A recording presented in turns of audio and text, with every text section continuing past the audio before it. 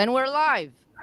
Good afternoon. Haiti Oropesa with Florida You Judge. And today I have the president of FACDL, the Florida Association of Criminal Defense Lawyers, joining me, Jude Faccidomo.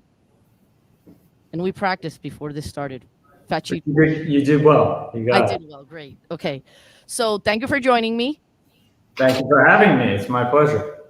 And also joining us is attorney Michelle Lamble, criminal defense attorney Michelle Lamble here, who practices primarily here in the Tampa Bay area. She's a colleague, a good colleague. And I believe if you're still currently the president of FACDL, yes?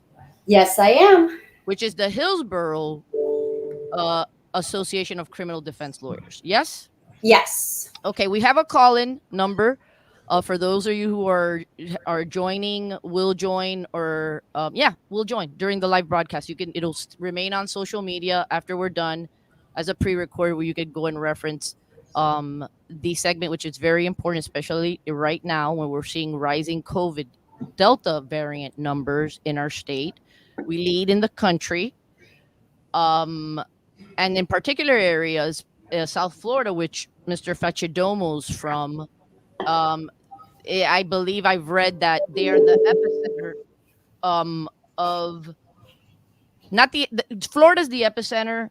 South Florida, the headlines are reading that the hospitalizations are through the roof. Can you speak to that, Jude?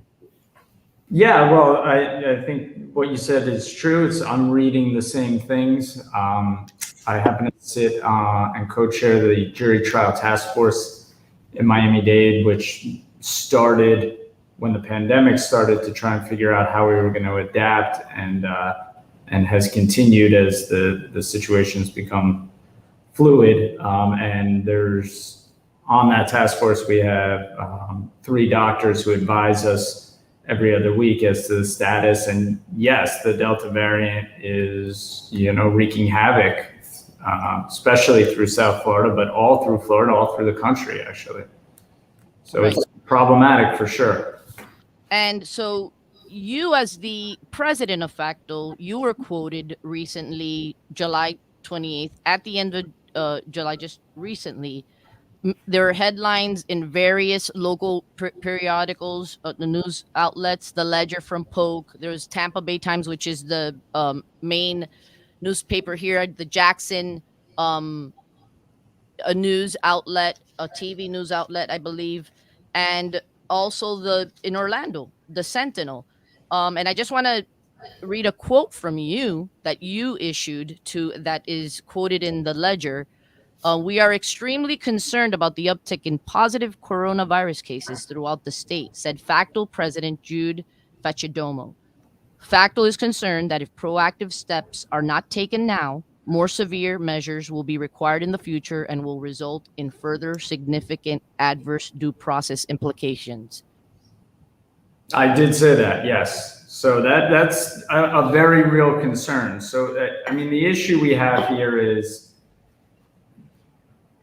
whether there should be continued remote proceedings. And that topic, I think, most importantly now, it's an issue of safety, but there's a secondary issue that I think we'll discuss later on. But on the quote that you just offered, our concern is that with courthouses open and with mask mandates being lifted and without social distancing, we've already seen the effect. The Delta variant is bringing us backwards into the pandemic. And we all remember when we didn't have jury trials, especially in Miami-Dade County. I'm keenly aware of it because we only started up jury trials and at a trickle in October. So if we allow this variant to take any more hold and we don't take mitigating steps like promoting Zoom hearings when it's non-essential, to limit people in the courthouse, to limit interaction,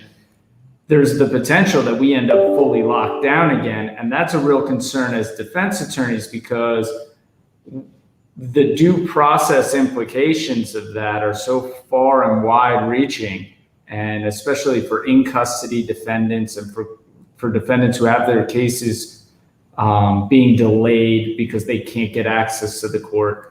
So it's essential that we take steps now to prevent that kind of catastrophic issue we dealt with at the height of the pandemic in 2020.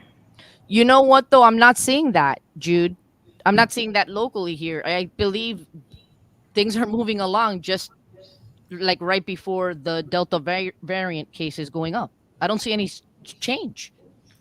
So I think it varies circuit to circuit, and I know it varies circuit to circuit. And, you know, our hope is that each chief judge, pursuant to the current administrative order, which gives them a wide berth of discretion, will implement these remote hearings more liberally and put policies in place that are going to limit people who don't need to be in the courthouse, people who don't need to be interacting with one another, inmates who don't need to be brought over from the jail, to stay put and protect the safety of the lawyers, the judges, the public, everyone in the courthouse. So yeah, it's a real problem that it's not being implemented quite as robustly as it should be, I think. And in the Ledger, the article that I just quoted from, where with your quote, Nick Cedzina from the 10th Judicial Circuit Court Administrator said that, meanwhile, said it's ultimately up to each judge to decide if they want to conduct virtual hearings. And I can tell you that where I practice, and Michelle can speak to this as well, there's a lack of uniformity. There are judges who I believe some of them understand, and you're quoted in one of these news reports where I think the quote was, you said that we should keep some of the value that we've learned from Zoom because of the pandemic. So that was a good aspect of the pandemic. It's a horrible situation. I want this to end. A lot of people want this to end. This is somewhat nightmarish. It's like, when will this end? Okay. Right. But that's one value, the usage of Zoom. And I believe some judges have kept that going forward. Regardless, once the pandemic's gone, they're going to stay on board with that. There's many reasons to, many benefits to. I'm sure you can speak to that. There's so many reasons to continue using a remote platform. So the first issue, like I said, right now, the issue and the paramount issue is safety. But FACDL's position is that we need to retain remote proceedings. The value for that and the efficiency for that, notwithstanding safety concerns, is just a better way of practicing. And you think back to, there's always the question when somebody asks, well, why do you do it like that? Well, we've always done it that way. The answer. That's not a valid answer anymore. That's not how. Sometimes you need to be forced to see where you're doing it wrong. And if we want to take something of value from the pandemic, we all realized that we were doing it wrong. And yet there are judges who are resistant to this for whatever reason. And I'm finding it challenging to get a legitimate counter argument. I feel like there are so many arguments in favor of a remote proceeding that are based on fact, that are based on real life practice for those of us who are actually boots on the ground in the courtroom. The amount of time wasted for day-to-day non-essential court appearances, non-evidentiary motions, it's a time vacuum. And what it does is it prevents you from being the lawyer you could be. I found during the pandemic that my motion practice became so much better. I had the time to research and to brief cases in a more sufficient way so that I could advise the court better on how to rule. A lot of times that resulted in the prosecutor looking at the motion and going, you know what, you're right. That's just one example. Another example is that you have to think about the public. And by the public, I mean the defendants, but I also mean victims and the general public who have a right to access to the courts. On Zoom, anybody can access it pretty readily and be part of the procedure. If you're a victim of a crime, and we all know about Marcy's Law and the challenges that they've had implementing it and making it work, this makes that more tenable. Now, talking about a defendant, and in particular, I think it's important that we talk about indigent defendants and public defender clients, because they're the ones most adversely affected by this waste of time and lack of efficiency in the requirement for their appearance. We all try and waive our defendant's appearance and our client's appearance when it's not essential that they're there. Some judges are more receptive than others. But if I'm an indigent client and I'm fortunate enough to be employed, the odds of me having the luxury or the flexibility in that job to say, excuse me, boss, I need 4 hours off tomorrow morning to go to court. Then I'm going to need another 4 hours off 30 days from now. Then I'm going to need another 4 hours off 60 days from now. So I can hear my lawyer say, Officer so-and-so didn't show up for a deposition. I need a continuance. Also think about the value to the prosecutors. I mean, I speak for the defense bar, but this is a universal belief that this is something that we should implement. I've talked to prosecutors who are very much in favor of this. How many times have you talked to an ASA who hasn't had a chance to review the file, hasn't had a chance to take their defense counteroffer to their victim, hasn't had a chance to get approval from a higher level, from a supervisor? All of those result in resets. And I think it's important to note that just recently, the criminal law section of the Florida Bar, of which I sit on the executive council, our chair, Jason Blank, who's also the treasurer of FACDL, sent out a letter to all the chief judges and to Chief Judge Kennedy echoing FACDL's position. And the reason why that's important is because the criminal law section is it's really a tripartisan entity made up of equal parts judges, prosecutors, and defense lawyers. All the parties to the criminal justice system are saying, this is good, let's do it this way.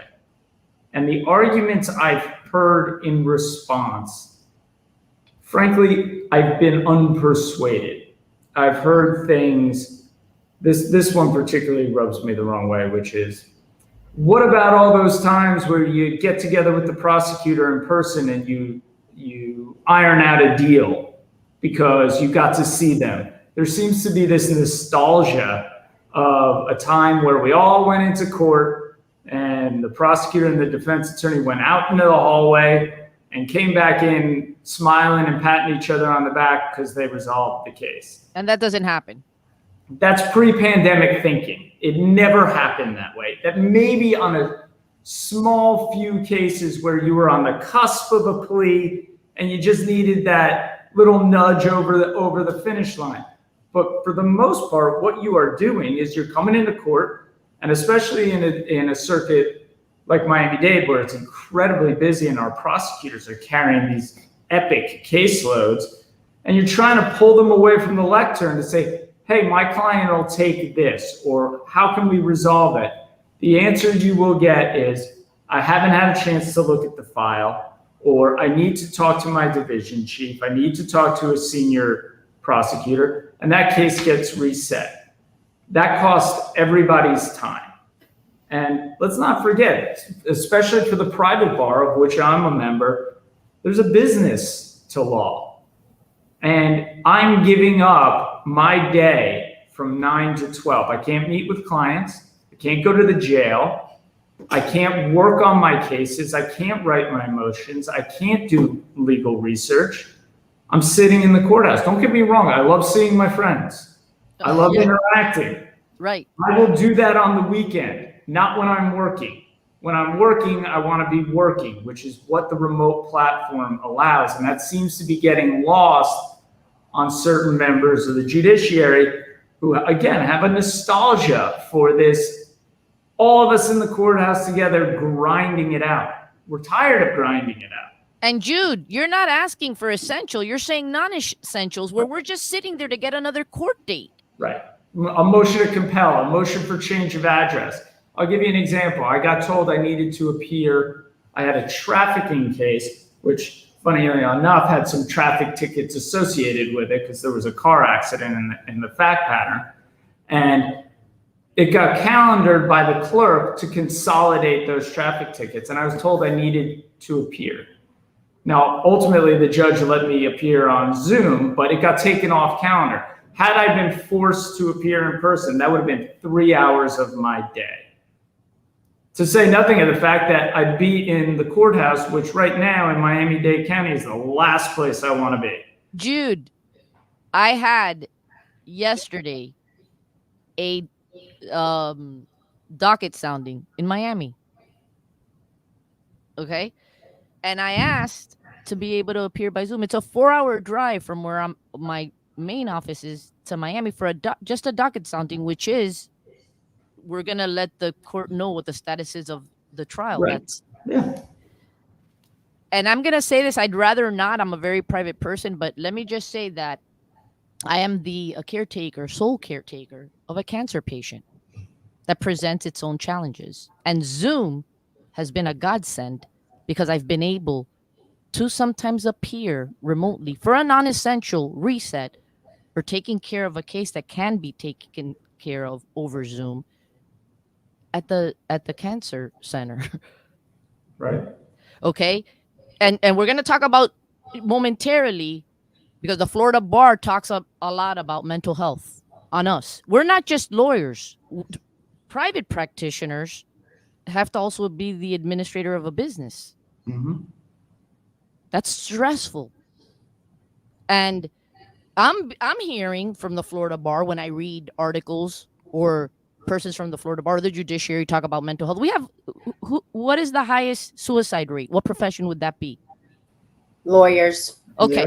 So, and there's been lawyers recently that have here locally, one that I'm not going to name, but who committed suicide, a well-known, much beloved, and others that I know. So I want to see when in one of the articles, Chief Judge Kennedy says that he, in his June 4th order, and that was the order where all of a sudden the mandates of social distancing and masking in the courts were relaxed, were lifted.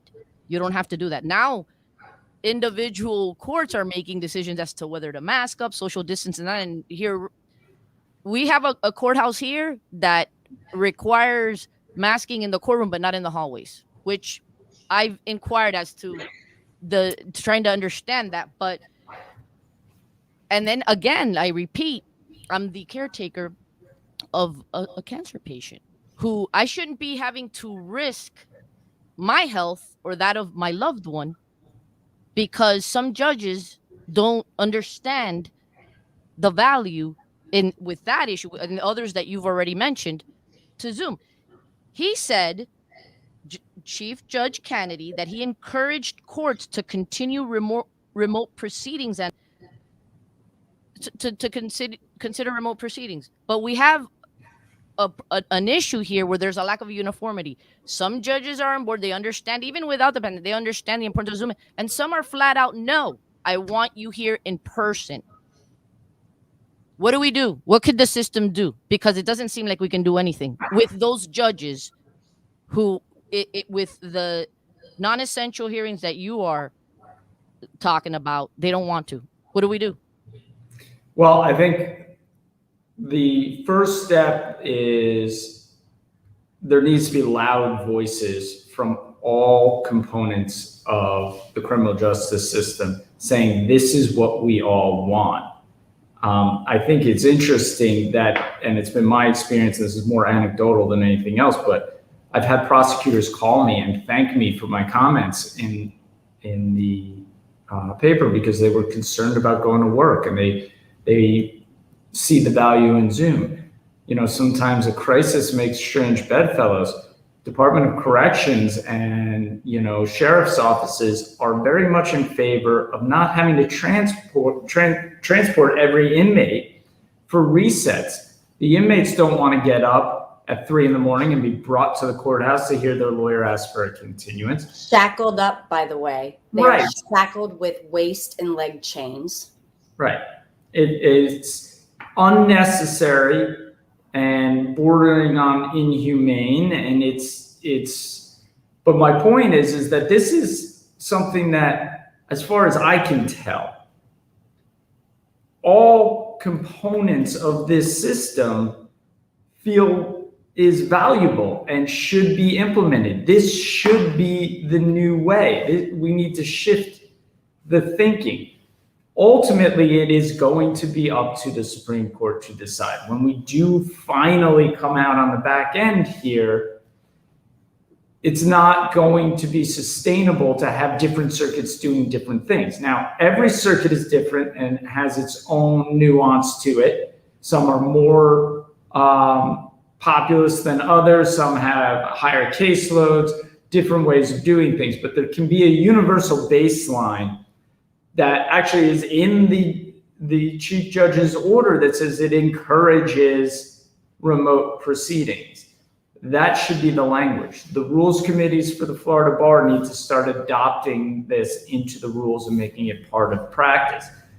The problem we're having is there is a resistance, if not a downright pushback, against adopting remote proceedings as the norm. And I'm not talking about the current state of where we are with the safety issue. I'm talking about, in general, the better way to practice criminal law is to do it this way. Going back to what we were talking about earlier, we're not saying that everything should be remote and empty the courthouses. Absolutely not. And the constitutional concerns will be protected. We're saying, let's leave more space and more time for what's really contemplated in the Constitution and what really needs to happen in person, which are the evidentiary hearings, your probation violation hearings, and above all, empty the courthouse out and free up the judicial economy for trials. It takes too long to get a case to trial because there's only one judge per division who can hear that trial. Sure, you've got your backups and things like that. But if the judges aren't forfeiting their entire morning for a morning calendar of essentially ministerial things and can do more trials, more cases will resolve. Not just because they're getting adjudicated through the trial process, but you better believe that cases will move more quickly and pleas will happen more readily. Dismissals will happen where appropriate. I think if we adopt this, even the opponents to it right now are going to be pleasantly surprised in a year with how efficiently we can run this system. I'm going to let Michelle talk real quickly, and I'm going to get back to you, Jude, because I want to touch upon when you made a point also of the infections with jail inmates. And the mental health. I want you to speak. Sure. That's very important. Michelle, I know that you can speak to prior to the pandemic, and I can as well. We have to sometimes be at various court houses and counties and seek coverage. That is, there's a level of stress to that. That's huge. Well, and then you have clients who, like Jude was saying, I need 4 hours off this morning to go to court to watch someone who is not my attorney ask for a new court date because my attorney has a conflict and is entering a change of plea in another county or another courtroom. So instead of having your client sit all morning waiting for you, you end up with coverage. So getting a new court date, especially when it's a coverage attorney, to have your client take time off and sit there all morning after finding parking, paying for parking, is such a waste of time and only upsets your client and makes your life more stressful, which then contributes to the substance abuse issues that we see with attorneys and the stress levels that we see with attorneys. And I am obviously not a doctor, but I am convinced that stress is a huge factor in cancer. I know a year ago, I had a doctor's appointment in February of 2020. We weren't shut down yet. And I was estrogen dominant. My body was not producing progesterone. And when you have cancer, a lot of times they'll put you on estrogen blockers. So I think, but for the pandemic hitting at around the same time, I ended up reviewing blood work with with my doctor, I think I was on a very deadly path, stress-wise, to possibly, causing some serious health issues with myself. We shut down and I started doing yoga. And that's the only thing that I really started doing. I still eat not the best. I'm not a good eater, but I lost 30 pounds. And the only change is yoga. That is it. Good for you. Good for you. But And my yesterday stress level is a lot lower. I had to make a special request to appear by Zoom by a local judge who decided that that's it, no more Zoom, did not go back to Zoom after now headlines saying Delta variant is going up and in this county going up, wanted me or allowed me to appear by Zoom, but then did not want to accept a waiver of my client. Wanted that the individual, even though the day before I said I'm awaiting discovery. I'm gonna ask for a reset.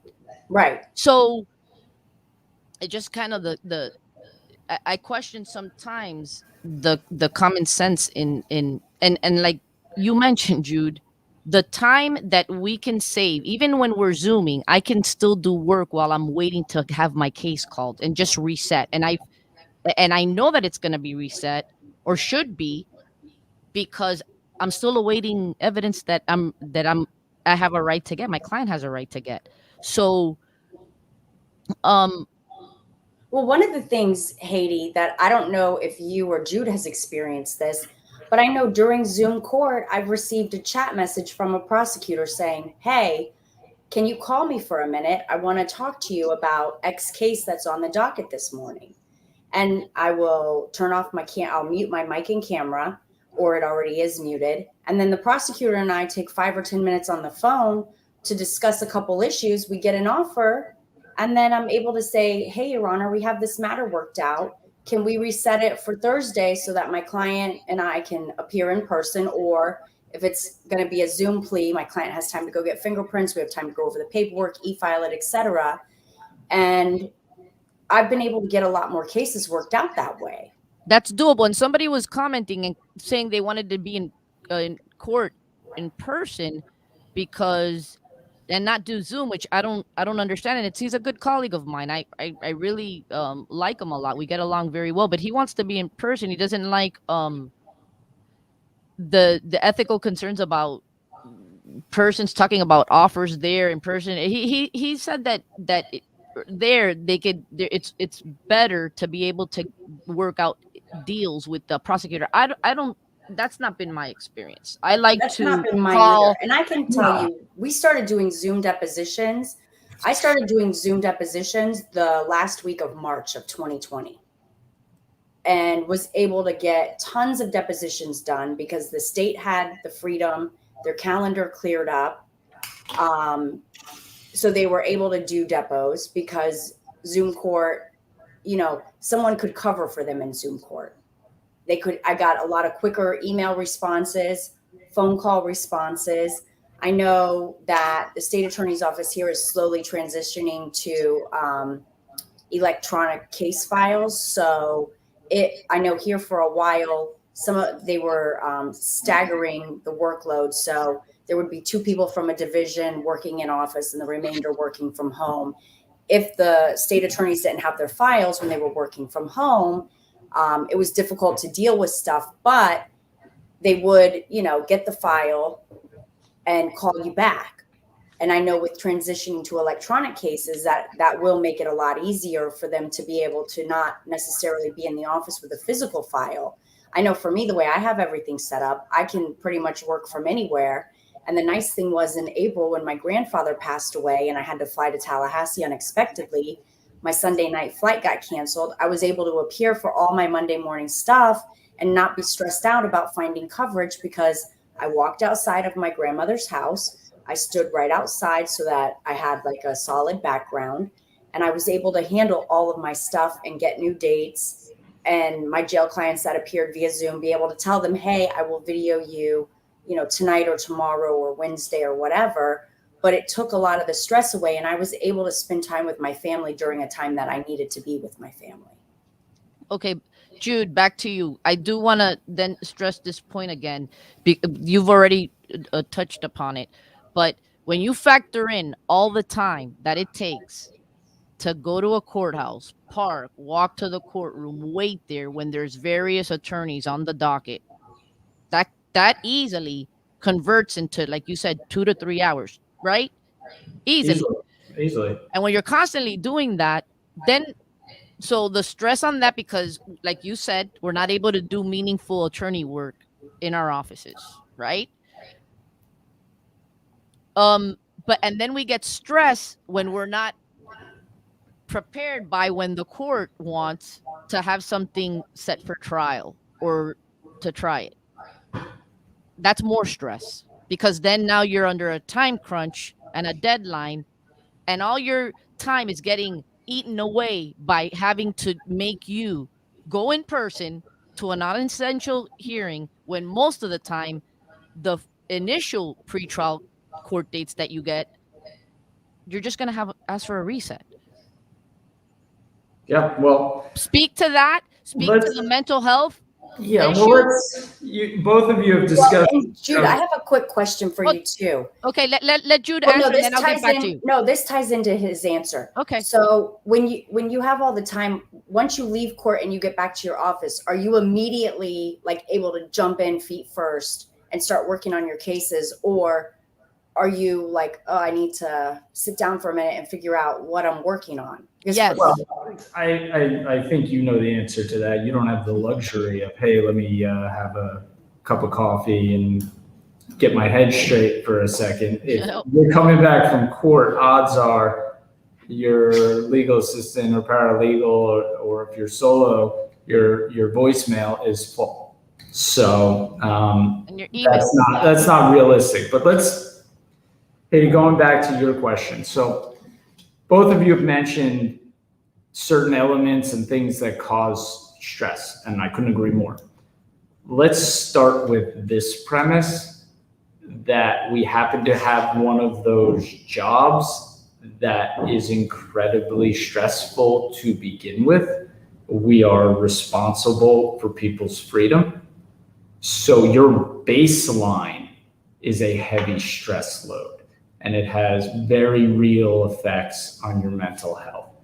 You then add to that those day-to-day stresses of commuting in traffic. I can tell you in Miami, I think it's similar to where you guys are, that we don't have a court complex. So if I have to be in federal court, but I have a hearing in state court and they're 2 miles away, that's a 7-hour drive in Miami traffic. So, those day-to-day stresses on top of what is already a baseline of an incredible amount of responsibility. And this is not factoring in, like Haiti said, your personal life. We're not allowed to have a personal life. There's a quality of life issue here, which I really wish was getting a little bit more attention, because the Florida bar went out of its way to make this a point. I believe it was over the last term with President Foster Morales, and it was very much appreciated to shine a light on the fact that, hey, our jobs, whether it's criminal defense, civil law, it's a stressful job. A lot is expected of you. Your clients are very demanding. You have to constantly be at the top of your game. You are in an adversarial system, which in and of itself breeds stress because you're just constantly fighting. I know sometimes when I get home and I'm talking to my wife, she can tell by the tone of my voice that I need to step aside for a few minutes because I'm still in argument mode, and she doesn't want it directed at her. I'm cross-examining my kids. It's inherent in what we do. And the Florida bar went out of their way to make this an issue and shine a light on it. And now here we have a fix. We can take something really good from something really awful. And the pushback to it, from wherever it's coming from, whether it's in the individual circuits, whether it's coming from the Supreme Court, it's antithetical to that position that we need to look after our own mental well-being. There's a quality of life, and it's, I have small children and I like to coach their sports, and I like to be at all their games, and I like to cook them dinner. And If I'm losing my morning because I was standing in line at the lectern listening to other hearings take place for motions to compel and for discovery issues and things like that, then I'm losing that time and it can't be reclaimed. And it's time that I would be spending with my family, which is just better for my well-being, makes me a better lawyer, makes me more efficient. All the reasons here align. This is something that has real value, and it's time we change the practice. For those of you who are watching, the live call-in number is 813-221-9700. Again, I am here with Jude Faccidomo, the Florida Association of Criminal Defense Lawyers president. And what a great start you've had. Thank you so much for advocating for all of us, not just attorneys, but for the public. Because June 24th, there's an order by the Florida Supreme Court that says you don't have to wear masks anymore. They're not required, or social distance anymore. And then what happens not too long thereafter? A Delta variant, which is very serious, that is just spreading wildly. The state, which our governor is not mandating vaccinations. We don't understand the importance from persons in the medical profession, epidemiologists, infectious disease, Fauci saying because of the not everyone getting their vaccination, this is going to continue to mutate and maybe mutate to variations that are resistant to the vaccines that we already have taken. So now, because of the rising numbers here, we have somewhat of the chief judge of the Florida Supreme Court has allowed the chief judges to do their own administrative orders as to whether masking is required, social distancing, where, what areas. It's still a safety, health issue now. And I'm baffled. I got to tell you, I'm baffled that sometimes it's like the importance or the value of moving cases along, which we understand that is, especially to persons that are incarcerated. Listen, that's very important. But it boggles me now with everything that we're seeing in the headlines. That I'm happy to hear and see that in Miami, there are long lines for people to get to take vaccinations. I think that people are becoming very concerned now and fearful because people are dying, even children now. Before, the numbers with children with the original virus, the coronavirus, I think children didn't suffer a serious risk of succumbing via death. Today, I read a headline where 2 children died, and they currently cannot be vaccinated. So we have a lot of parents, such as yourself, Jude, with bringing something back home. So it boggles me that some courts are they're continuing on like if nothing has changed. It's 3:44. We've gone on for almost an hour and it's been very interesting. Thank you again, Jude, for joining us. Myself and Michelle. Thank you, Michelle, too. Again, Michelle Lambo, criminal defense attorney here, primarily in the Tampa Bay area, but she covers cases all throughout the state. She is the current president of FACDL, the Hillsborough Association of Criminal Defense Lawyers.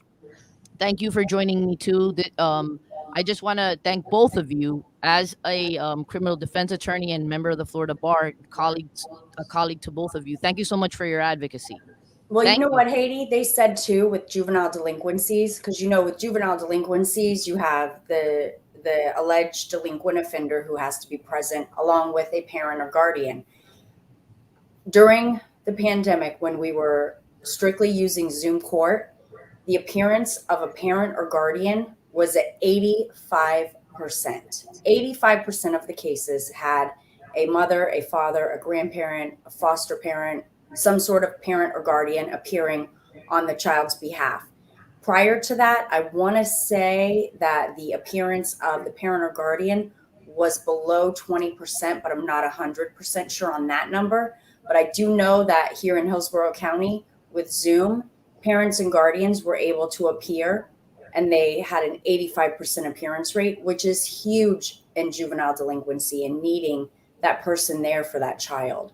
So you look at that, you look at the failure to appear warrants that were issued in circuit criminal and county criminal court.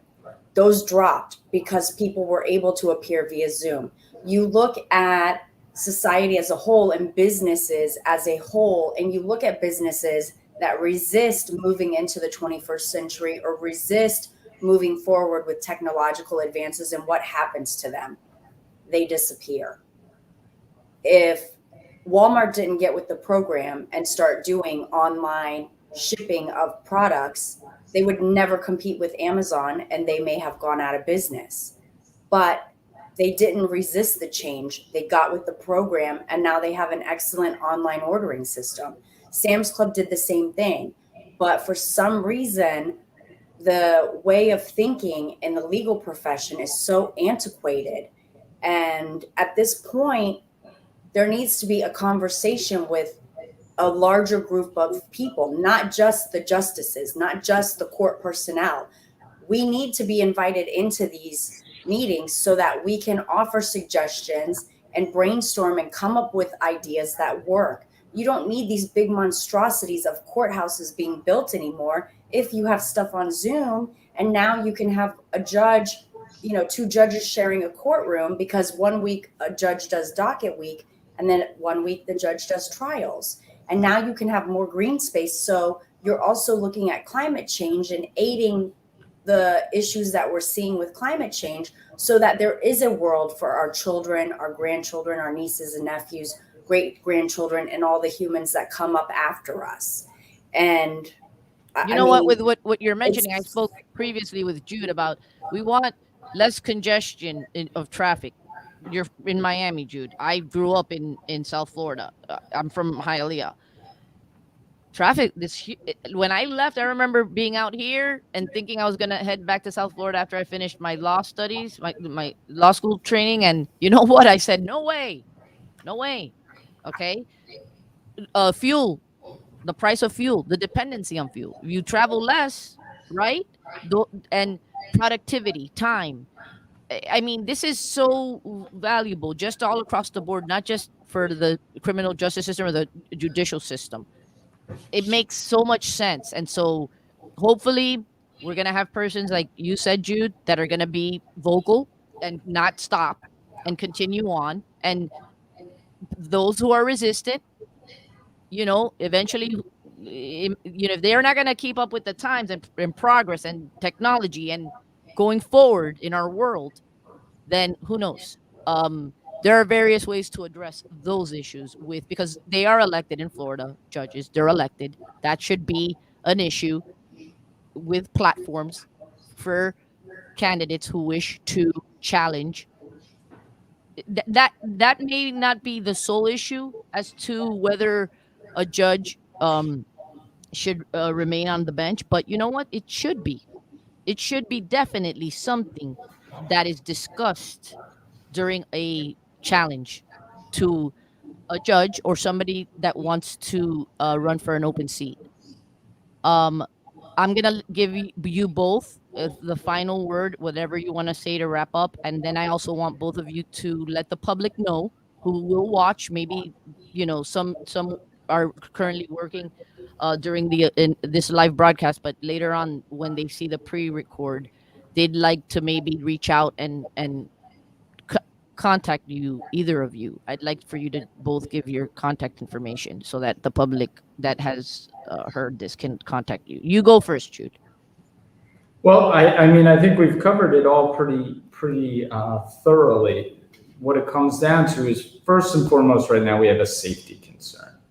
The use of remote proceedings needs to be implemented across the board throughout the circuits to limit people's interaction in the courthouse. Secondly, the use of remote proceedings has value and will promote efficiency, will protect mental health, will be less costly. But one thing we didn't discuss, which I think is particularly relevant, is if you're dealing with court-appointed counsel who are billing the jack, think about the time they spend in court waiting for a prosecutor, waiting for a case to be called. There's budgetary considerations here. There are so many well thought out and well reasoned and based in fact reasons to embrace the remote proceedings, and the arguments against it just seem specious. And so I think it's just a matter of the people who will ultimately be making the decision getting over that hump and clearing the mental obstacle of this is how we need to practice law now. So I would encourage anyone who's listening or who sees this, who has an opinion and wants their chief judge or the Supreme Court to know that this is the better way of practice, reach out to me, join FACDL, join our voice. Make sure you're a member of the criminal law section of the Florida Bar. They are advocating side by side with us. And we've got to be really loud about this, because what we do next is what we're going to do till the next pandemic comes around and makes us change.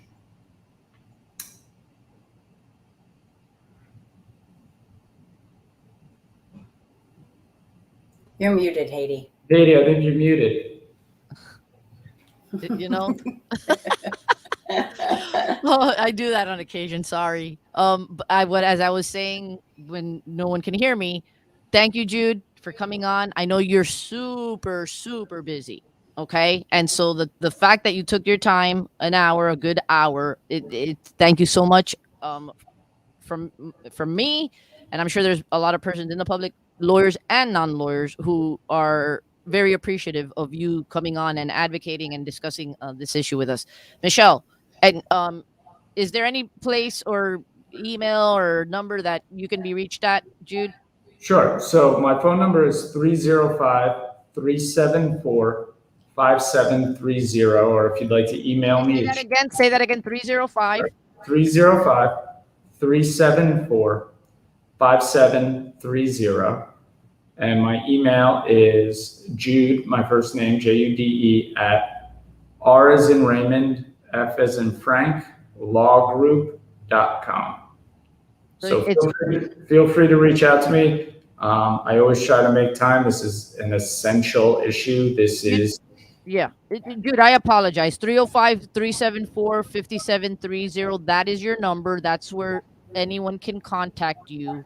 Yes, ma'am. And I apologize. I want to go ahead and Jude, I want to go ahead and put on the screen your email. JUDE. JUDE.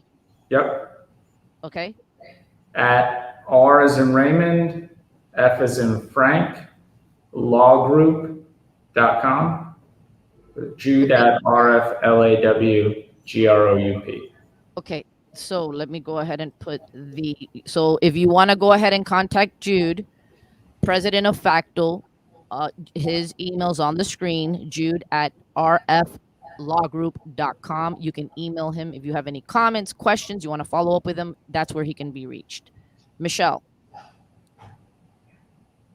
I'm going to give you whatever final words you want to have, and then I want to give you please give me your number and email so that people can contact you if they want to follow up with you.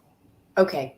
I think the thing that's been the most disheartening for me during all of this is to find out that I get the impression that the judiciary does not care about the attorneys that practice in front of them. Not every single judge. Not every single judge, but it definitely feels like the majority of the judiciary does not care what is better for us, what makes our lives easier, what helps reduce our stress. And that has been one of the most disheartening things, because I have heard multiple times, oh, we're going back to in person because it's easier. And clearly that is not necessarily the case.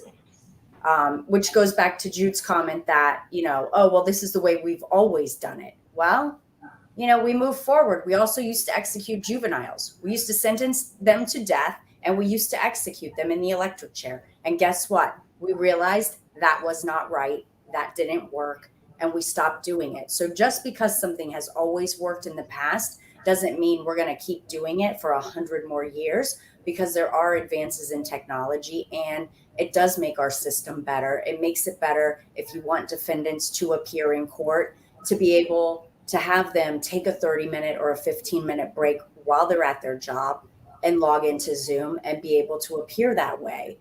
There are so many benefits to having non-essential ministerial type items handled virtually.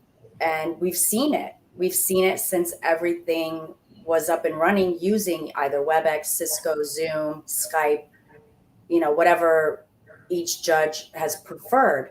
And it's given the attorneys and the clients and, observers and everyone involved the ability to be able to appear while being productive and getting more things done. And clearly, cases move when there are trials being set.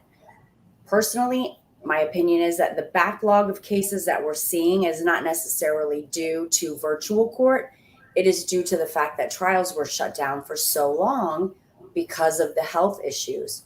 But now with the virus skyrocketing and our numbers being higher now than they've ever been, to me, it's insane that we are not going back to virtual court for non-essential items and only doing essential things in court. This day-to-day dispo, pre-trial, docket sounding, status date stuff where you need 2 seconds to get a new date. It's insane that we're risking so many people's lives. And just because we're vaccinated doesn't mean we're not going to catch corona and get sick. That's true. We can still catch it. We can still spread it.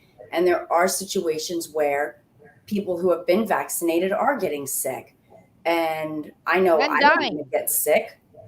And my parents are not vaccinated. And that's an argument I've had with them repeatedly that I'm not giving up on, but I'm going to visit them Labor Day weekend. And so I know for the 2 weeks leading up to Labor Day, I will be very, very careful about where I go.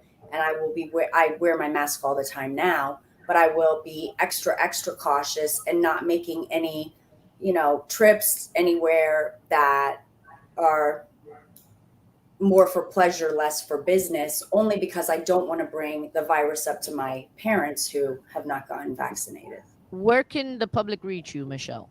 I can be reached at 813-218-3700. Okay, and just give me 1 second, please, so that I can put that on the screen, please. So if you want to contact Attorney Michelle Lambo, who's also the president of the local Hillsborough County Criminal Defense Lawyer Association, you can reach her at 813-218-3700. And my email is Michelle, ma'am. Okay. Which is MICHELLE at michellelambeaulaw.com. Okay, so just give me a second to display that as well. If you want to reach Attorney Michelle Lambo via email, Michelle at michellelambeaulaw.com. Thank you, Jude. Thank you, Michelle. Thank you for having me. For coming on. I hope in the future you guys on another topic, maybe this one, a follow-up to this one, could come back when we can coordinate and all the planets are aligned perfectly and it's good for us. Thanks again for joining me, Haiti Oropesa with Florida You Judge. Thanks to those who saw the broadcast this afternoon and who will watch later on. Haiti Oropesa, have a great weekend. Stay safe, and thank you for tuning in. Thank you for having me, Haiti. Thank you. You're welcome. It was a pleasure. It was a pleasure with you, Jude, too. Thank you. Thank you. Yes.